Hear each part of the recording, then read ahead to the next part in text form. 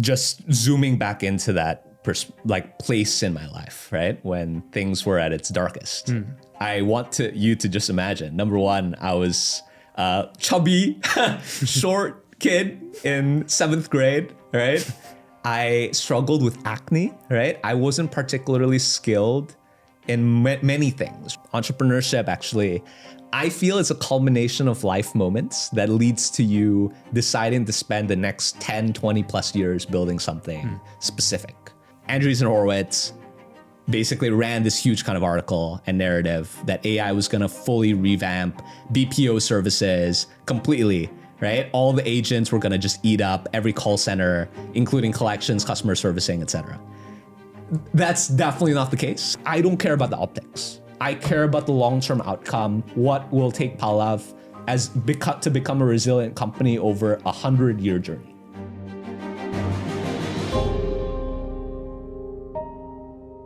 Hi everybody, welcome to a new episode of True Founder Stories, a show where we dive into founders' personal experience and discuss fintech, AI, and cross-border expansion.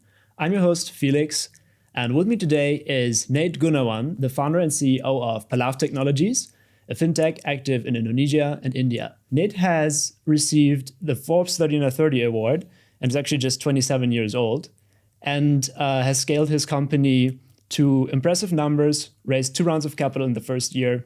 Today, we're going to discuss Nate's personal background and motivation, but also his company and his vision.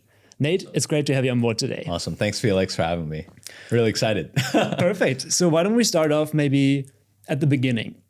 You were brought up in Indonesia and in Singapore. How did these 2 places shape you as a person? So just a little bit of my own background, as you mentioned. Grew up in Singapore, actually, predominantly. I was born in Jakarta, but left to Singapore when I was 8 years old. My sister had some sort of medical condition. She's thankfully fine now.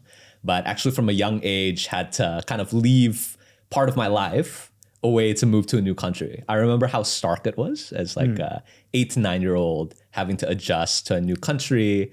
But also at that point in time, I also went to a completely different background. So I went to a school called Singapore American School, which is a predominantly international school.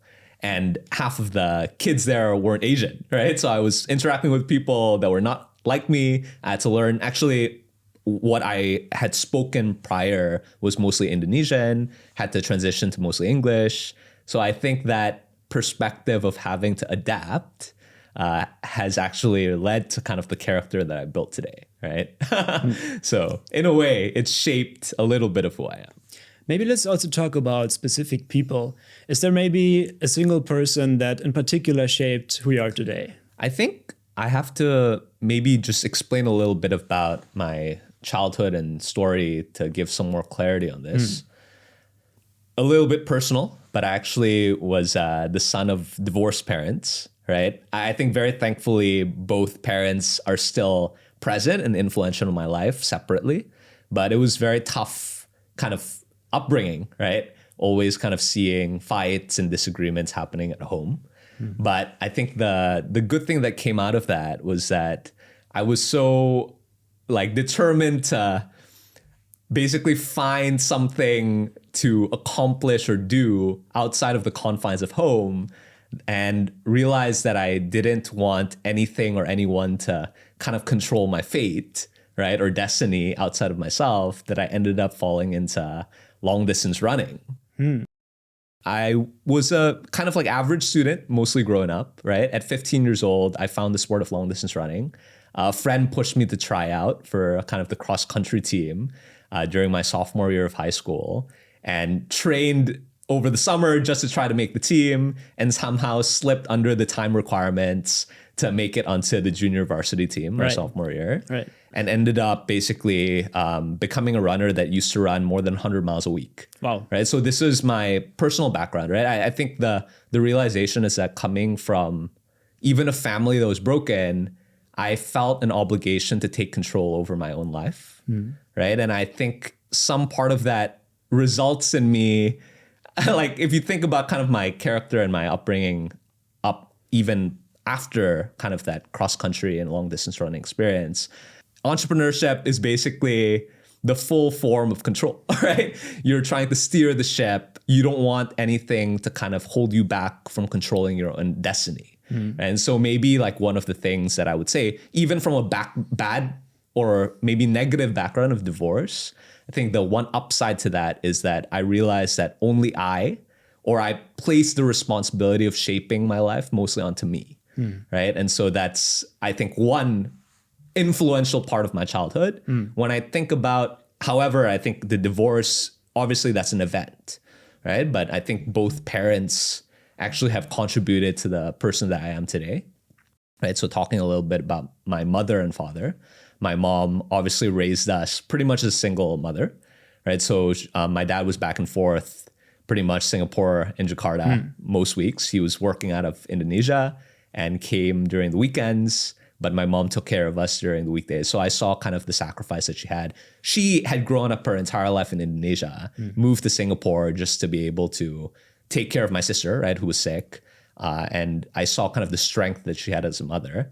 So even through a lot of that bad situation, her fortitude to push forward has given me insight into the kind of character and strength that today I'm inspired by, right? Similarly, I think my father also, to be honest, has not had the easiest life. He grew up in a low-income family, right? I remember him telling me, like, even him basically having to be able to eat meat and like noodles was like was a special occasion during his childhood for his family to be able to afford that, right? And so, but the one thing that his parents, my grandparents, didn't ever skimp on was education.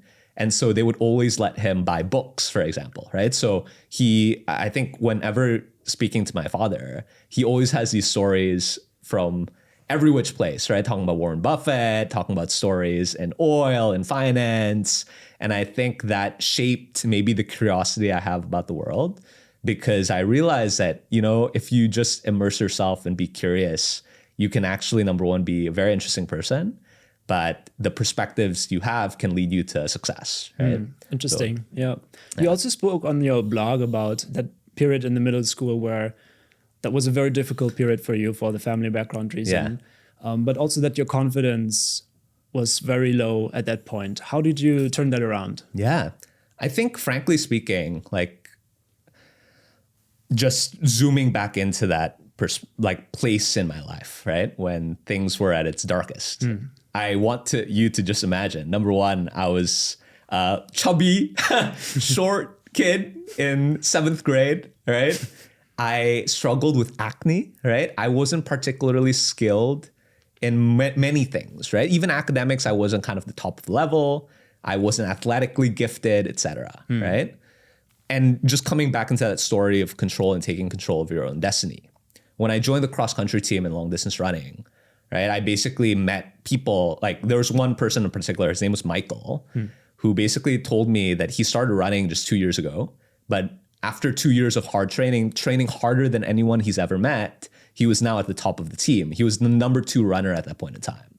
So it clicked in my mind. I remember when I just joined the team, I was obviously still the slowest runner on the team. I had just trained for one summer. Right. But during one training run on the weekend, Michael basically told me that insight that Michael shared, right, about him after 2 years of hard training more than anyone else reaching the top, made it click in my mind. It was just very, very stark moment in my life where I realized, shit, if I grind and I work harder than anyone else, and it was just up to me, right? It was my responsibility. Like the coaches weren't going to hand me a program. Just following what everyone else was doing was not going to lead me to that number 1 position.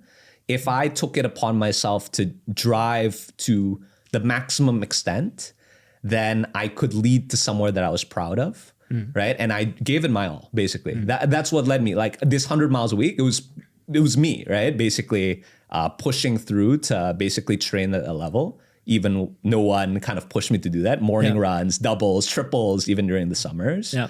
But when I look back at it my senior year, and I was basically running varsity, right, at top runners on the team, I could look back and be proud of my journey.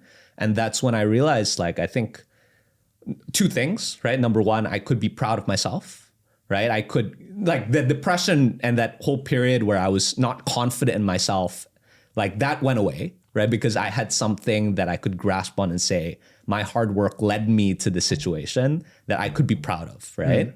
And secondly, I think the experience of being an athlete and a long distance runner, you probably relate to this because you're a runner yourself. That's right. Yeah. Right. Is the element of sacrifice. I think not many kids realize, especially like that young, if you're so focused on a sport or an endeavor, it's the practice of sacrificing short term for the good of the long term.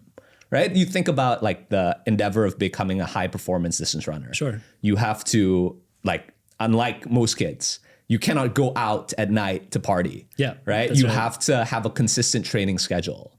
You have to always like make sure that there is no huge standard deviation from basically your training on a week to week basis.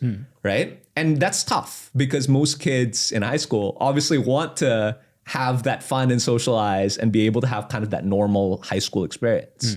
But even like young, like 16 to 18 years old, having the experience of having to make sacrifices, right? That like endeavor to make short-term sacrifices in social life, etc., sleep, even some kind of like, even other sacrifices, right? In order to make pathways to be great in the long term. That's a decision-making heuristic that has proved useful for the rest of my life. Right. Yeah. And there's one quote actually from that time, which is, champions are made in the off-season that you talk about. Maybe you can give some background and also how you took that quote to your life as a founder. When I think about the off-season, right, it's a time and place where no one is looking. There's no grandeur, right? There's no fanciness of races, etc. But it's the times when people are not looking where you build your foundations, right? The summer is when the mileage is highest, right? Because you're not doing all of these like anaerobic workouts. You're not doing interval training, but you're building your base. But if you can sustain like a weekly mileage of 80 plus miles a week, then you'll be strong enough to handle the hard workouts going into the on season, which will make you successful to do actual proper racing, right? And so when I talk about the off season as it relates to like entrepreneurship right now, there are many moments where it's not sexy as an entrepreneur, right? There are going to be many moments where it's not like fundraising season, right? Fundraising season is sexy. You're meeting people all the time. There's going to be many moments where it's actually a grind, right? I think again, an influential quote, like my dad always mentions, Nate, chill, right? Like good things take time. Be patient. Right? If you are too over aggressive and you want something so bad that you're willing to take shortcuts, you'll end up in bad places, right? People might not trust you. You might not be ready to actually capture and have the foundations to actually maximize the potential of the opportunity. So I think relating to that, it's just the mentality of patience and building up, always having that fortitude to build, right? But knowing that it takes time, right? Yeah.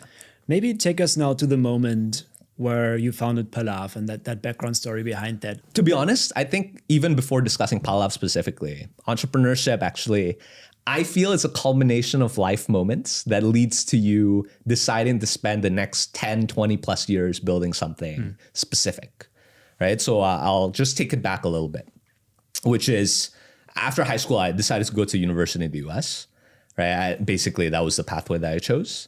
And I've always somehow found myself never enjoying joining other people's initiatives. I found myself always feeling the fulfillment in building my own things, right? Whether it's a powerlifting club, there were like 5 other consulting clubs, but I was like, screw it, I'm going to build my own consulting club, global research consulting group, right? And then later on, I built the nonprofit called Cornerstone, which is actually like the first, I would say, most impactful culmination of my first entrepreneurial journey. Now, Cornerstone was a nonprofit. Basically, what we were doing was we were helping Indonesian local students that didn't come from like these rich international school backgrounds, but were really, really talented, basically identifying them and helping them get full scholarships to the States. So we got kids like from local schools in Indonesia, full rides to MIT, Olin College, Duke, like some of the top schools in the US, where people thought it was impossible for these kids to ever land to.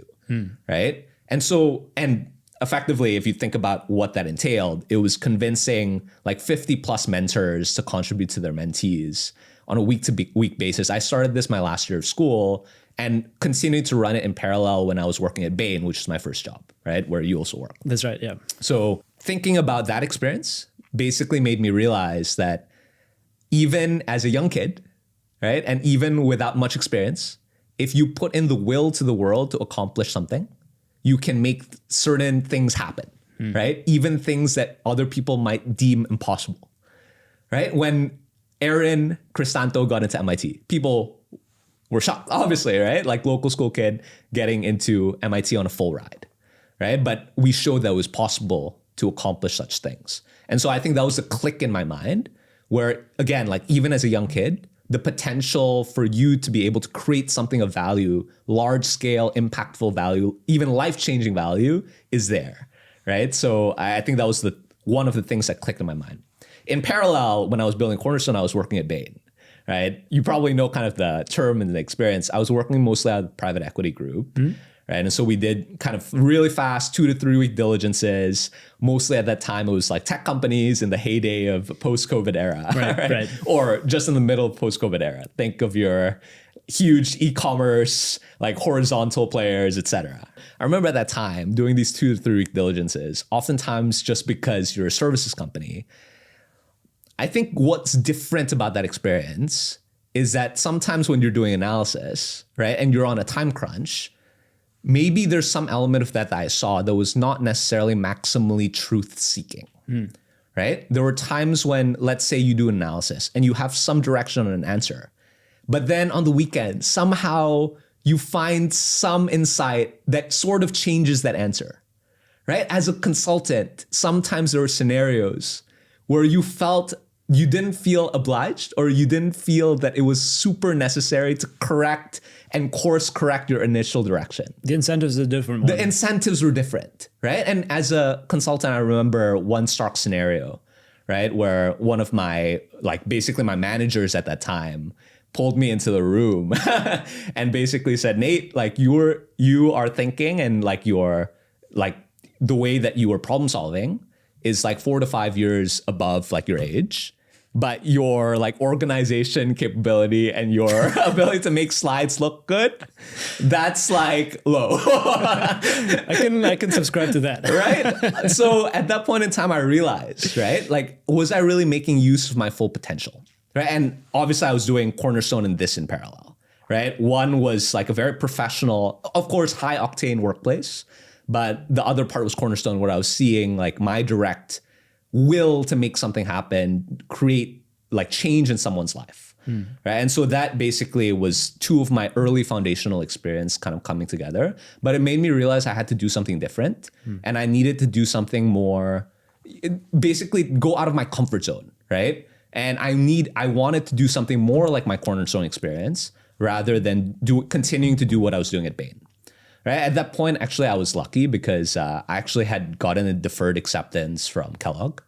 So I went through my undergrad in Northwestern, and there was a program that allowed you to basically get a deferred acceptance. So you could come back after 2 to 5 years, right? And so I would highly recommend like young people to do that because it gives you the maybe mindset that it's okay to try something crazy, right? Anyways, like I had made the decision to go back to Southeast Asia to pursue like a challenge that I couldn't face in the US, right? And so after Bain, while I was at Bain and kind of looking to next steps, I was thinking to myself, what's the craziest things that I could do, right? What are the things that could make it really worthwhile? Things that I couldn't do in the US, for example, right? And so the 2 things that I did before I built Palaf that were actually very influential in realizing to build Palaf, right? Is number 1, I spent time in the Ministry of Education.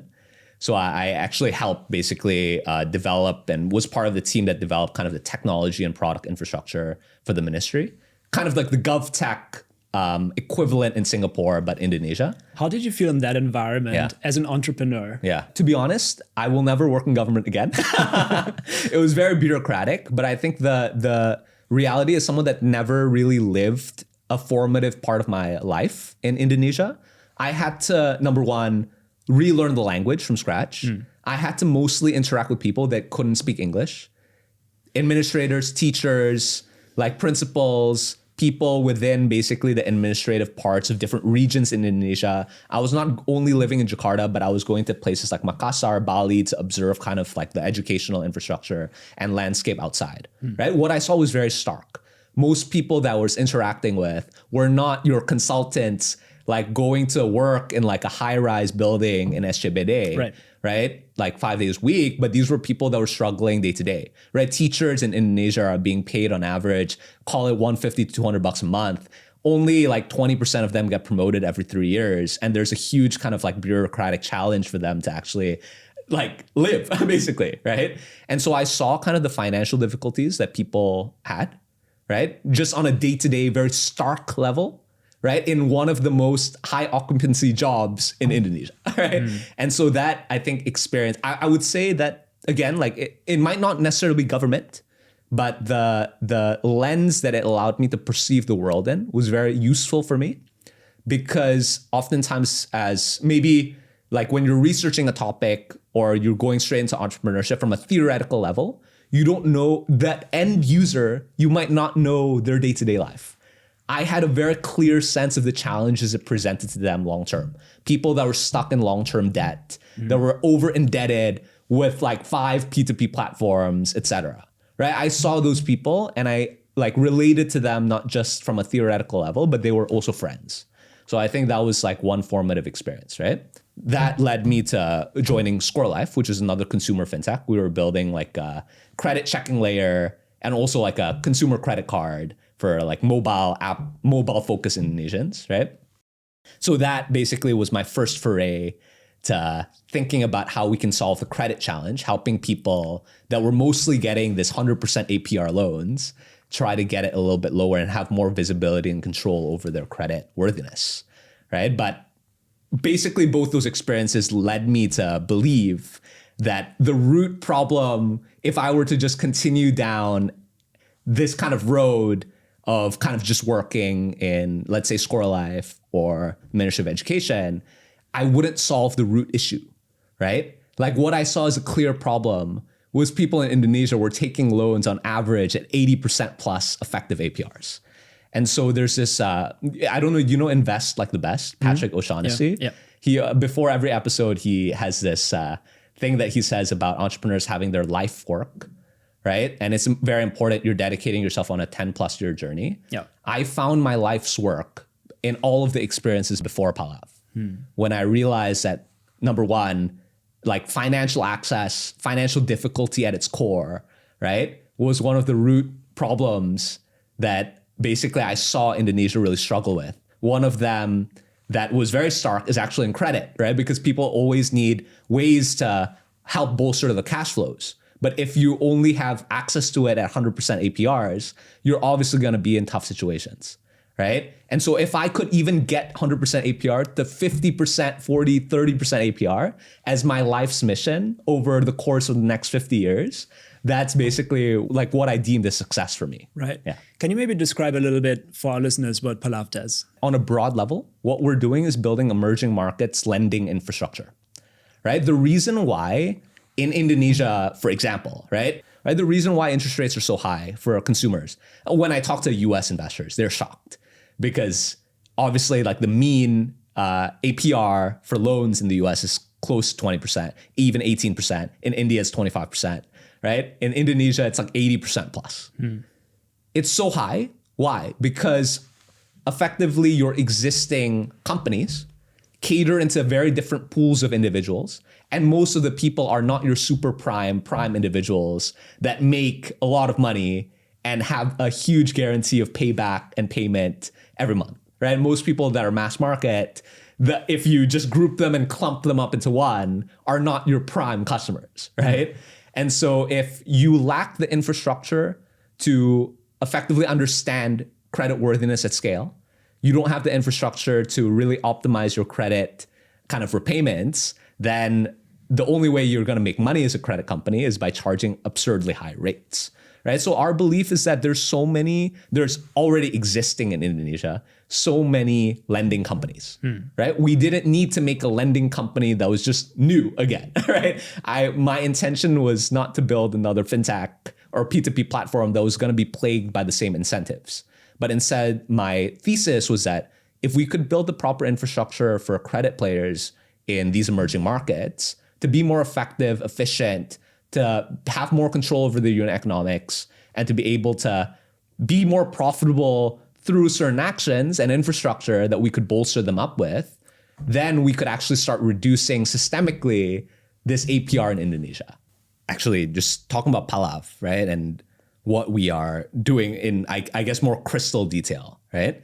Basically, there are 4 parts of a credit company that basically we see as core infrastructure in order to make a successful lending company. Number 1, you have to have strong capital formation, right? Basically, you have to be able to raise capital in order to lend. Number 2, you have to have strong ability to assess credit worthiness. This is credit underwriting, right? Number 3, you have to have a good origination channel in order to get volume of customers. And number 4, you have to have strong collections. In emerging markets, often credit underwriting is not enough, right? Because in the US, a lot of people in credit take it for granted because you can go through the court system, you can go through proper kind of formal processes to claim kind of repayments, right? Even doing this thing called wage garnishing, where you're taking part of your claims on payments from their salary. This does not exist in emerging markets at all, right? And so the first business that we built concretely is a debt collections business. We saw that the realm of lending was fast changing towards more digital. So when it comes to digital lending, large scale, high volume, but low ticket size, the original way to do debt collections, knocking on people's doors one by one, obviously not going to work. Yeah, right? That's clear. That's clear. Yeah.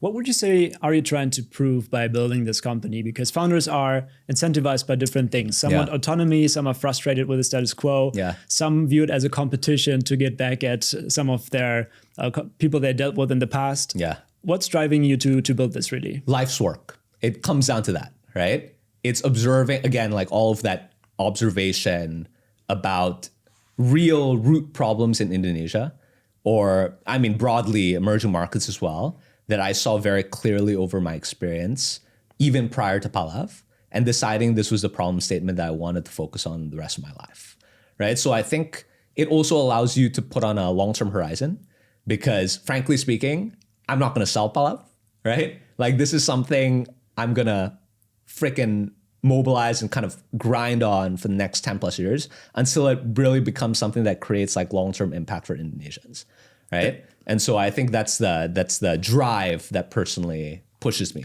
That definitely sounds great to an investor, I would say. Yeah. Let's also talk about how you built the company, and let's start with the co-founders. You have a very unique situation in that you have actually 4 co-founders. How did you get there? And what is some of the feedback from investors that you got? Because obviously there might be some challenges related to that. Of course. So I feel very, very fortunate to have the co-founders that I do, right? Just to share, we are co-founders truly like equal partners in this journey. Even on a financial level, from day one, we decided we would be equity split evenly, right? We have 4 co-founders, Vikram, myself, Saja, and Jason, 25% equity split from day one as co-founders. Very philosophically, like basically in line with our belief that if one of us didn't exist, then this company couldn't exist for the long term, right? So we didn't want to take kind of the short-term view. We really were building this from the long term again, right? With a viewpoint that we were going to create massive value. This whole problem of like APRs and getting it down from 100% to 50%. There's different methods and ways that you can do, right, to solve that.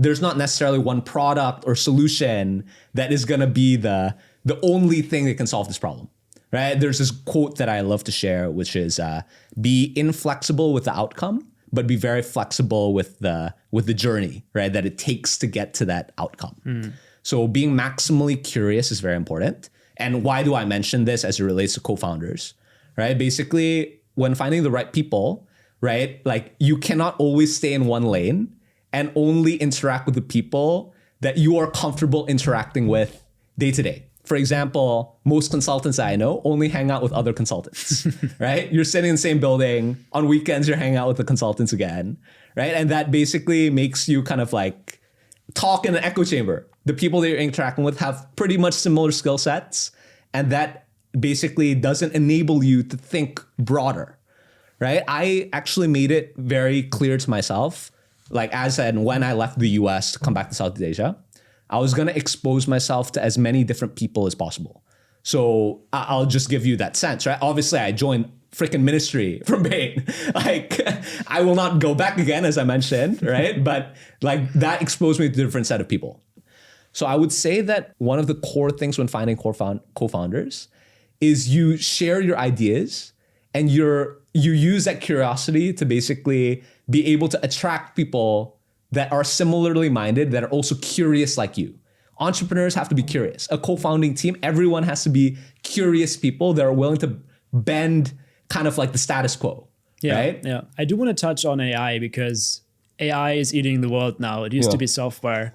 How is it driving your company's decision making, and how is it driving your company operationally? The processes. When we think about how AI plays a role into our first business, which is collections, right? Actually, funnily enough, like we've realized actually that still having strong grasp and control and being able to manage people is still a very valuable skill set, right? I actually thought, like, obviously I am a technology entrepreneur.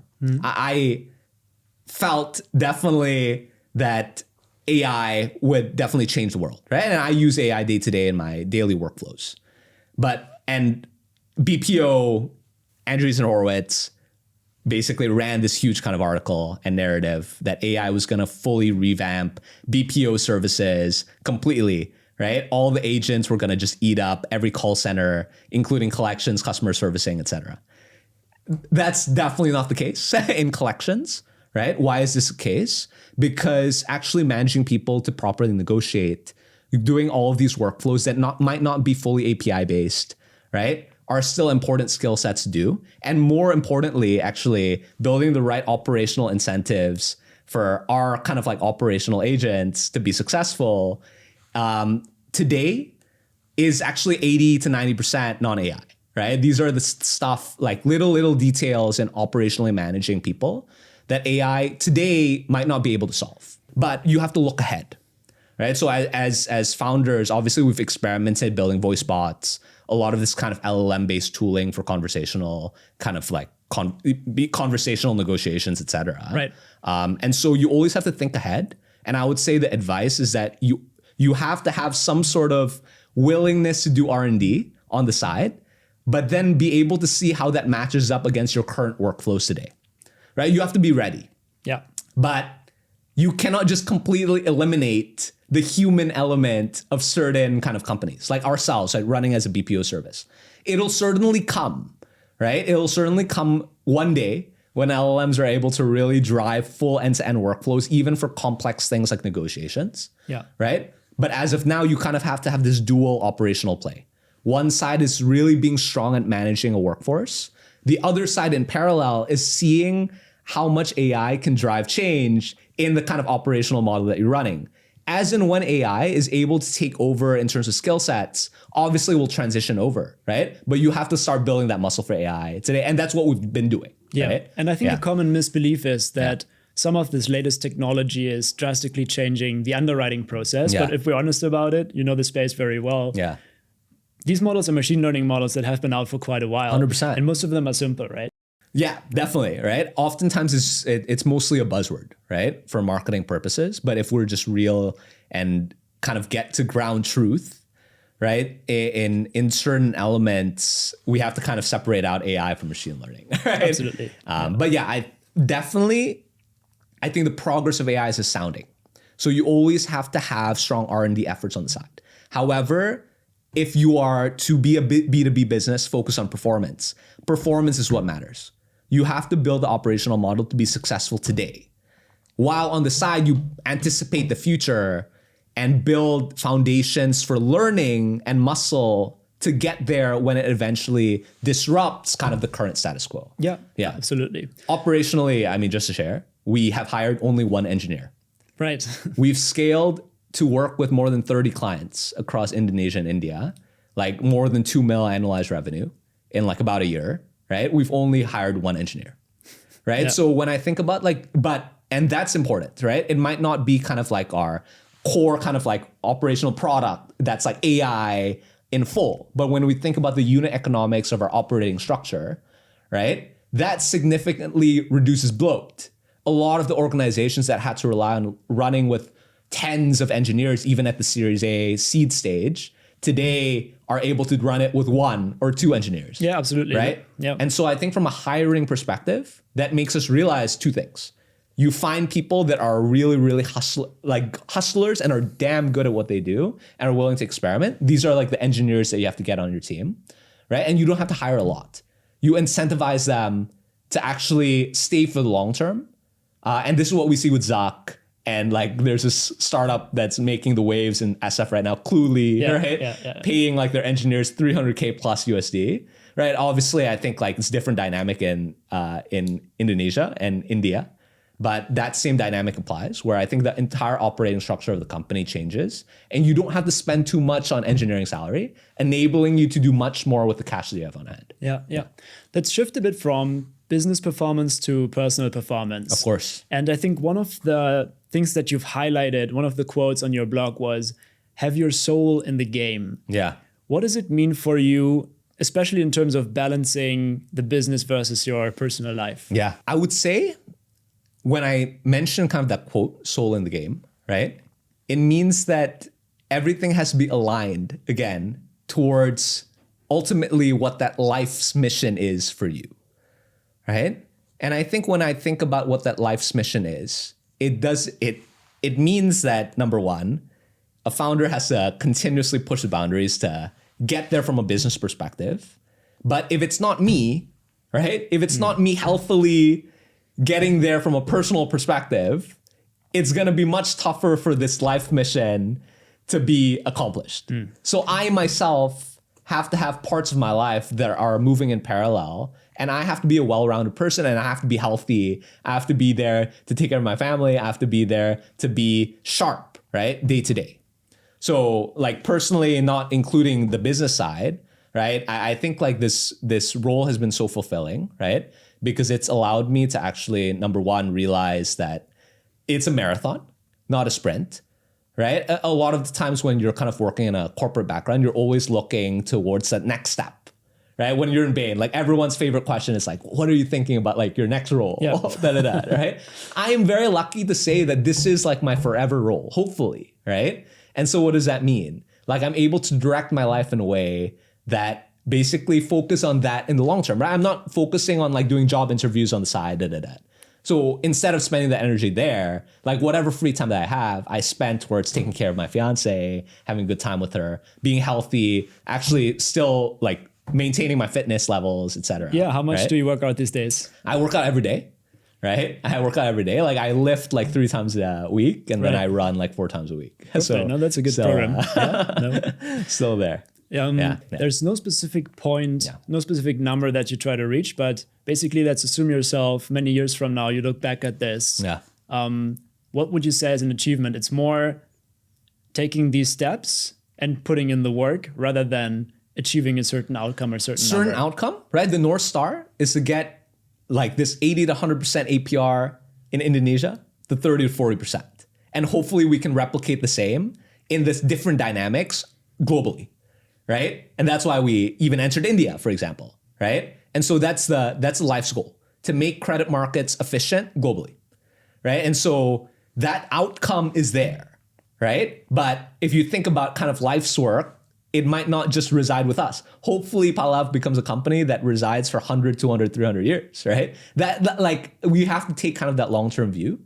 And so for us, I mean, just to be able to even look concretely at kind of the things that have happened over the past 1.5 years of running a business. Again, like I'm still very early on this journey, right? But there are certain clients that we, for example, have tried to grind to close in that first year, and then only 12 months later have succeeded in closing them, right? There's a lot of kind of regulatory motions and a lot of work behind the scenes that we have to do. But hey, guess what? Like we conceive a new business model 1.5 years later, we get that clearance to go full on. Now like 4 institutions and more coming want to start working with us on something that's completely net new, right? So things take time to build, but over time, if you're able to be a little bit crazy and continue kind of moving that kind of needle, that's effectively what I deem success. The goalposts always change. Like for me, I remember when I was going back to Southeast Asia, I thought to myself, oh, like it would be great, like when I'm 30, to already start concepting and thinking about building my own company. And that's like the mindset I had. Obviously now, like I started doing it much earlier. I started Palaf when I was 26, right? And hopefully many more years to come. So the goalposts always change. And so I don't personally like to think about, oh, I have to like raise X amount this year, right, to be deemed successful. I have to get this valuation to be successful, right? Even if, for example, just to share, right? Even if the journey sometimes might require, right, something like taking a raise at a valuation that's not like the most ideal, right? I would do it, right? Because the longevity of the long-term mission is much more important than the 2 to 3 years ahead of me. More important than the optics of a certain round. 100%. I don't care about the optics. I care about the long-term outcome, what will take Palaf to become a resilient company over a 100-year journey. Nate, maybe to close this conversation, you, as you mentioned, you're still quite young. Yeah. But what is the best piece of advice that you've received that you'd like to pass on to the next generation of entrepreneurs? I think when I think about advice, right? Obviously, again, still young, but I would say that the most important thing that has like guided my journey so far, it's this dynamic between being constantly hungry to push, but also being patient. I think that encapsulates most of it, right? Like I'll explain a bit more, right? If you're constantly hungry, you're putting in the work day to day, right? You're doing everything it takes to push like your inputs towards a certain outcome, right? And so you're doing in the work. For example, like if I do BD, I'll max out my LinkedIn connects every week. I will cold message until LinkedIn runs me dry, right? And I'll make sure that every week I get my reps in meeting 20 people every week, right? That's my reps, right? As an athlete, you got to think about these inputs as well, right? Because those ultimately shape. You might not have the best workouts of your week every week, but you have to drive your inputs. With the patience, right? The patience element of this is that even if you drive your inputs, you might not get to your optimal outcome when you desire that outcome.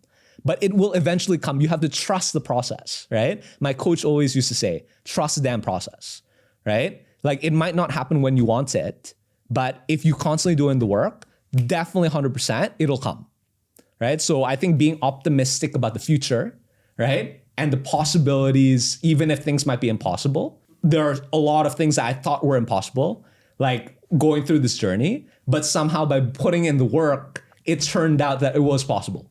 Great. Right. So I think that's the best advice that I have. Yeah, thanks so much for sharing that. And we're out of time already. Thank you so much for this great conversation. Thank you, man. I really appreciate it. Appreciate it, Felix. All right. Thanks. Awesome, man. Thanks to all the people listening in. Stay tuned for the next episode of True Founder Stories, where we're going to talk to amazing founders in this region and beyond to talk about their personal journeys.